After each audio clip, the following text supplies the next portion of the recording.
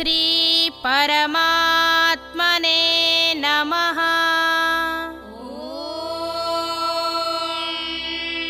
श्री परमात्मने नमः। श्रीमद्भगवद्गीता श्रीमद्भगवद्गीता अथ षष्ठोऽध्यायः। अथ षष्ठोऽध्यायः।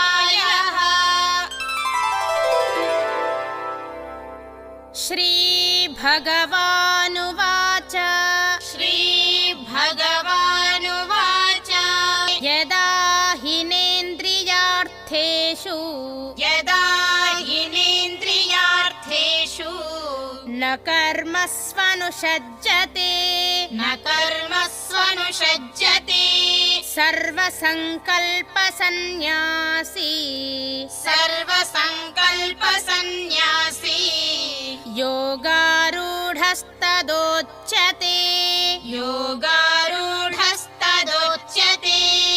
ॐ तत्सदिति ॐ तत्सदिति श्रीमद्भगवद्गीतासु श्रीमद्भगवद्गीतासु उपनिषत्सु ब्रह्मविद्यायां